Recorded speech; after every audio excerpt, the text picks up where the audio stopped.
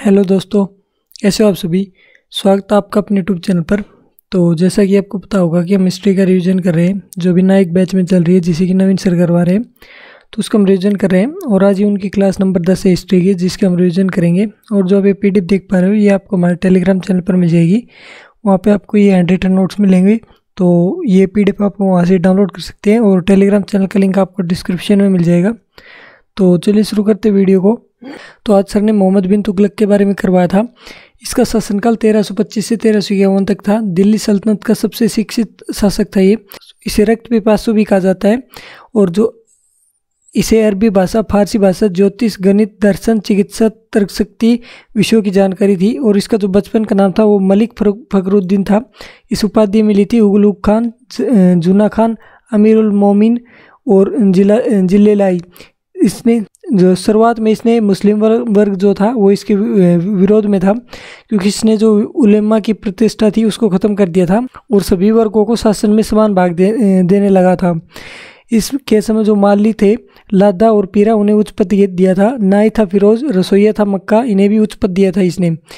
इसके जो प्रयोग थे उसमें राजधानी परिवर्तन की थी इसने, दिल्ली से दौलताबाद देवगिरी को कहते थे, और ये महाराष्ट्र में है।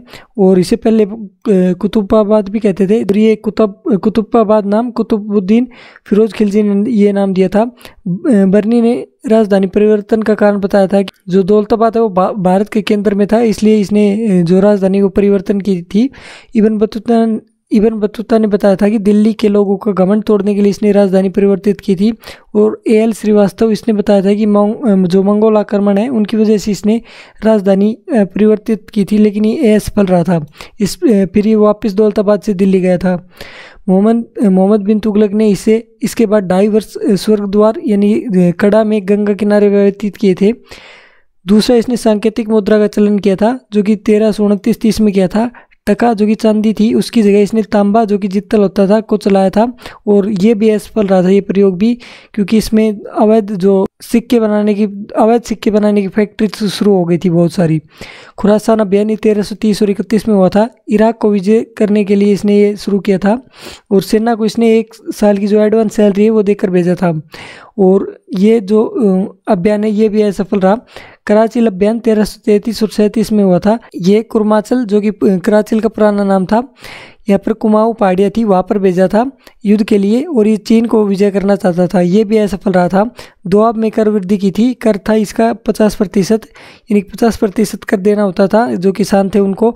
और किसानों के लिए इसने बाद में अमीर को स्थापित किया था, जिसमें बताया गया था कि 60 वर्ग मील के क्षेत्र में कुछ अफसर बताएंगे कि किस प्रकार का बीज बोना है और किस तरह पैदावार को बढ़ाया जा सकता है। इसके लिए इसने 70 लाख टका 3 वर्ष में खर्च किया था, लेकिन ये भी असफल रहा। इसने सिक्कों पर कलमा खुदवाना बंद कर दिया था। इसने 1337 में नगरकोट पर विजय प्राप्त की थी। 1336 सिंगली युद्ध ये मोहम्मद बिन तुगलक और हमीर देव जो कि मेवाड़ के राजा थे उनके बीच में हुआ था। हमीर देव, इन्हें टाइटल मिला था विस्म घाटी पंचानन का। और इसमें जो हमीर देव है उनकी जीत होती है। और एमबीटी को यहाँ पर 3 महीने तक कैद रखा जाता है। इसके बाद इब्न बतूता 1333 में भारत आता है। ये मोरक्का यानी कि मूर देश का था। और इसकी जो पुस्तक है उसका नाम है किताब उल रेहला, जो कि अरबी भाषा में है। मोहम्मद बिन तुगलक ने इसे दिल्ली का काजी नियुक्त किया था। काजी वो होता था जो न्याय विभाग का प्रमुख बनाया जाता था। 1942 में इसे अपना दूत बनाकर चीन भेजा था। मोहम्मद बिन तुगलक के समय 1336 में विजयनगर स्वतंत्र हुआ। इसके जो संस्थापक थे वो हरिहर और बुक्का थे। राजधानी इनकी एमपी थी और गुरु थे इनके विद्याधर। मोहम्मद बिन तुगलक के समय 1347 में बहमनी वंश की स्थापना हुई और संस्थापक था हसन गंगू। मोहम्मद बिन तुगलक के जो प्रशासनिक कार्य हैं उनके बारे में जो नियुक्तियाँ की थी इसने मलिक फिरोज इसको नायब बारबक बनाया था। बयाज खिलजी इसे लखतौनी का राज्यपाल बनाया था। कमालुद्दीन इसे सदर ए जा कहा गया। शहाबुद्दीन दीवान ए मुस्तखराज यानी कि वित्त विभाग को कहते थे।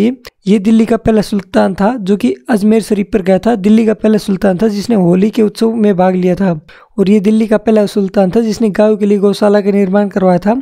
इसने राज्य के अधिकारियों की नियुक्ति योग्यता के आधार पर की थी। इसके समय 22 विद्रोह हुए थे। 1340 में बंगाल में शमसुद्दीन ने अपनी स्वतंत्रता घोषित कर दी थी। 1350 और 51 में गुजरात विद्रोह हुआ था जिसका नेतृत्व तगी ने किया था। 20 मार्च 1351 को थट्टा के निकट मोहम्मद बिन तुगलक की मौत हो जाती है। और बदायूं ने लिखा था कि सुल्तान को उसकी प्रजा से और प्रजा को सुल्तान से मुक्ति मिली।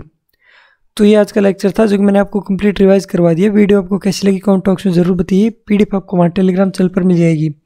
तो इस वीडियो में इतना, मिलते हैं आपसे अगली वीडियो में, तब तक के लिए धन्यवाद।